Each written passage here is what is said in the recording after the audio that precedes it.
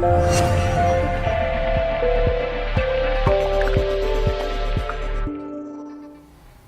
want to talk today about something which I think occupied a lot of people. And by the way, thank you for inviting me so much, and I was really flattered because I've been working on Islam most recently, and it's really a pleasure to be here and to see a lot of young people in the audience. The basic theme I'm trying to engage with is, when is Islam open to strangers, to other Muslims, to other ideas? When is it what I call cosmopolitan, in a very specific Islamic way? And when is it closed and really creating very strong boundaries around it? So that's the broad theme. And within that theme, I want to talk specifically about Sufi groups in Britain, which are sometimes known as traditional Islam. I saw the other day. Now, I studied one such very big group, and I wrote a book about it called Pilgrims of Love. But then, when I came back from that project, I thought I should look at more broadly at what's going on and Sufi followers and so on. And I had a grant to do research on young Sufi followers, among other things. Now, I want to start by saying that we have to remember that Islam in Britain is not just public. The assumption in this whole conference, and most of the time, is that we're talking about public social movements, we're talking about associations, organizations, and so on in the public sphere.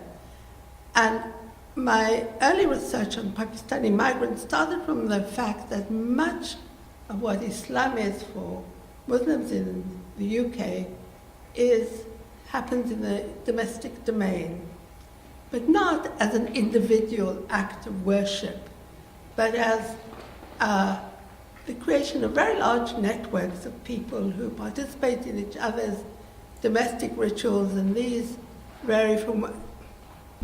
Right, okay, shall I stand?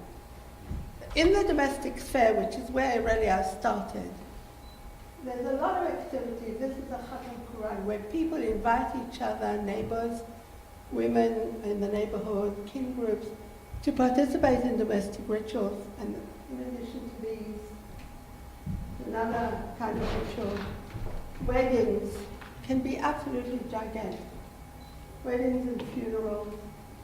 So much Islamic activity in the UK is not public activity. It's very much activity in either community halls or even people's homes, in which people develop networks. And the whole point that I wanted to make is that migrants who come do not just reproduce in the UK the same kinship and village relations that they had at home. They develop vast networks which are not the village networks of old, although they include those as well. So that brings me more to the question of Sufi groups and all kinds of associations. So when you think about the continuum, if you like, between social movements and organizations and everyday life, there is a continuum, because in all of these, migrants who come here begin to develop very large networks of people who they wouldn't have known in Pakistan and who are strangers here. And I think that's a very important basic rule of understanding British Muslims. British Muslims are not the same people who arrived from Pakistan, not just because of the culture of Christianity or whatever they came in, but because once they came here, they began to develop new relationships and do new things. Now, the old oppositions that we know about between Barelvi and Deobandi among Pakistanis have become less salient. And one of the things that has become more salient is the rise of Islamism. And Anthony Appiah, among others, has called international or transnational Islamic networks counter-cosmopolitans. by which he means that they seem to be cosmopolitan, they're international, they're transnational, they include people from all over the world, but they are always exclusive. So these are not the kind of people that I study, and these are not the kind of people that I'm talking about. The kind of people I'm talking about when I study these Sufi groups in Britain are people who are open to the world, and that's in terms of several different criteria. In terms of hospitality, they're very hospitable. They invite people, not necessarily Muslims, but anybody. There's a lot of generosity, the giving of food. There's a tolerance of diversity. There's a reaching across boundaries. There's a lot of conviviality. They are still international and transnational. And I'll count examples. And there's also, in many of them, a lot of gender tolerance, interaction across gender.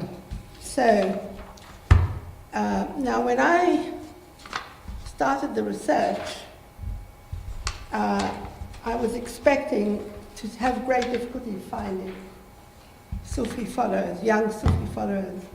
I thought I'd have to go all over the Northwest and find groups, because that's what I thought. I only knew one group at the time. Turned out that there were loads and loads of small Sufi groups in Manchester. And I didn't have to go outside even South Manchester. The groups were all sort of within driving distance, if you like, of my home. Let me say something about a paper that I wrote that a lot of people quote, and it's about this man, this is in Pakistan.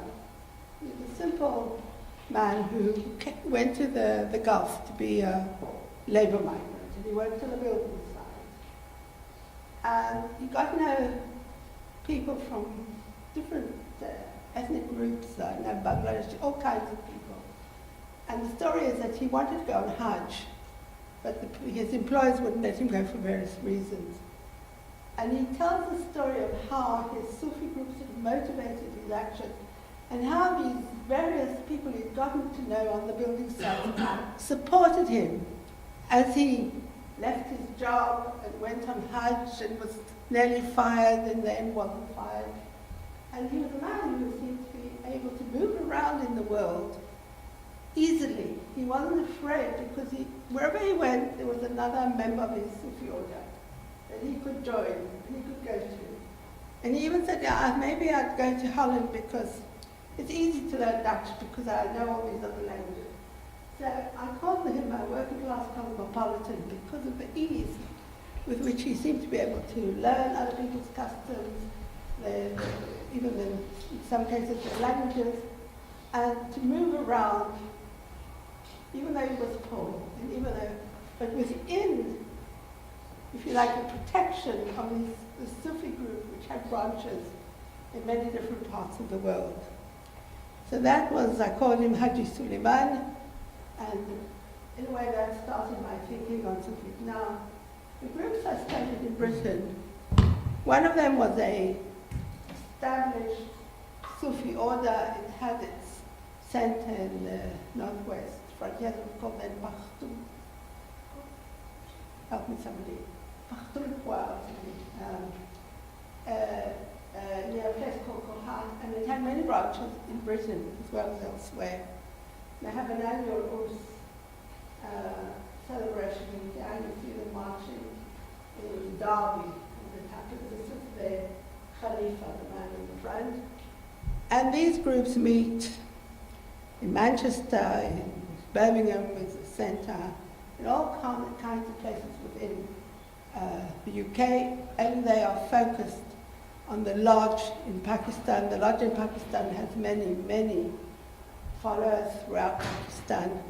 And so this is a very big Sufi group with thousands and thousands. They would claim 1 million followers, but even if it's only 100,000, it's still a very large number. And even within the UK, this is a very established group. The mosque in Birmingham, which is called Ghamkol Sharif, is a recognized mosque. The saint who was alive at the time that I did the research. a man called Sufi Abdullah was a very recognized figure within British Islam. And they are kind of middle of the road group. They're reformers, but not too reformers. The saint is said to be inspired and to hand out amulets and stuff like that. So here you have one example. And this type of group, there were several in Manchester. I only studied this one, but I interviewed people from all the others, and they were similar. They all had branches in Britain. They had a centre in Pakistan somewhere where the original saint was buried. They had an Urs. This was, and they were a so-called traditional group. Here was another little group of Sufis that I studied. So this man, Sheikh Habibi, he was in fact a Shia, and what was distinctive about him is his followers were mainly middle class, but he had followers again throughout Britain. And again, he had a shrine in Pakistan where the original shrine of the founder. What was distinctive about him, apart from the fact that he was a hakim and a healer, who had healed all kinds of princes in the Middle East and was well known as a healer in the past, but he had these kind of, I'm not quite sure what to call them, but they're what I call playing with numbers. He created these amazing naqsh, sort of diagrams or tables in which the numbers added up and down and sideways and so on. And they were magical. And as a result of that, his followers were really quite educated. Thought of him as having access to some deep knowledge beyond just the normal knowledge of, yes. So to go back to the previous thing, I went to one of those and asked one of the young followers there, what does she get from being a disciple? And she told me that for her, Sufism is a refuge from the materialistic world. It creates a community of spirit and mutual help. It gives purpose in life that is transcendent above material interests. It gives her a sense of community, a sense of going beyond themselves, sort of like transcendental meditation, she said. And so you got here a sense of this, in terms of your context, a person translating what Sufism meant for her in terms of her current ethical understandings. You see, as I say, for young people in Britain of Pakistani origin, Sufism is grasped in social and ethical terms, while at the same time it is perceived to lead to an experience of transcendence and to a deeper, more real form of knowledge. In all the groups that are studied, being a disciple leads to a broader exposure to like-minded Pakistanis living in different towns and cities in Britain, and new kinds of links with Pakistan and Islam. Now, in the case of this gentleman, who was a very, very charming man, I just want to tell you what they said about him. Sorry. So they talked about him as the most knowledgeable person. And his magic charts were seen by the young followers, who were all very educated, to reveal a miraculous knowledge which is divinely inspired. Okay, so coming to the third person, okay, we never picture this from the internet. This group was led by a woman. Her name was Pnina. And it was a very mixed gender group. And yet they also believed in her healing powers. They also had an Urs. They had these Murakaba halls, they called them, all over the place. And they were very open to people even from other faiths. But she said to me, I asked one of the followers if it wasn't strange to have a woman peer, a woman saint or sheikh. And she responded that everyone is an insan, a human being. There are no differences between men and women, young and old. She said, I come here every week. It's like my family. It gives me a real boost for the rest of the week. I never pay attention to whether they are men or women. Now, this is really quite amazing. This group run by women, and like the other groups, people would come from all over England, from Bradford, Birmingham, Accrington, Nelson, to these events. They weren't very big groups, but above all, they had to stress on love. The final group I looked at, this man, Shaikh Farooqi, he was a bit different. He was a kind of Salafi Sufi, quite strict, and told everyone to throw their television sets away and stuff. He was well known in Manchester for telling people to throw their television sets away. And his followers, who were also young, said that they learned from him about love. Love, love. And he was gender separations were very strict in this group. And one of them said, in a second, I can't explain, it's like one day you get an attachment personally. I just fell in love straight away. I just went there, I just fell in love with everyone there. Even everyone was you felt so humble and felt so nice and everything, you know. You felt this was Islam, you know, it was so beautiful, it was so beautiful. Everyone in mind was so beautiful. So you get the sense here of the young man really discovering something he didn't know about, something spiritual, something that they said, if you come repeatedly, you gain in spirituality from it. And it really strengthens you in your daily life. It gives you power. And then you can also come, this is about Rajiseda, to her after Langa with problems, and she solves them. She knows the answer, and you learn from her. And on the other one, on this one, they said, Shadi can show you the way to reach closer to God. And so, there would probably have been other groups that I didn't find, because they were small groups and they met in homes or in the top shops or somewhere. So there was no way you would know about them. They weren't like, they had masks apart from the established group. But they were there. And I only looked in a very small space. So if I had looked throughout the Northwest, there would have been dozens of these groups, I think. So let me just read you my conclusion. The varied cases I've drawn upon here highlight the complex conjunctions of tradition and modernity, universalism and particularism, community and voluntary association, scientific and esoteric knowledge that typifies Sufi practice in contemporary Britain. The comparison discloses that despite the apparent variety and heterogeneity of Sufi groups that coexist in a single British city, these groups bear at a deeper level many similarities. It is significant, I think, that all the groups analyzed here foster national networks that connect Pakistani settlers from different places in new social configurations, which are both voluntary, and this is very important, and intellectually exploratory. So it's not their parents telling them where to go. This is entirely the initiative of these young people. In all the groups, the sheikh is not merely a mediatory figure, but a source of inspiration. In addition, he is the locus of a national and international organizational relations. And none of the groups are just confined to Britain. They all have quite wide international links. It is perhaps a mistake to focus exclusively on relations between saint and disciple. Above all, intimacy is a quality of social relations between disciples themselves.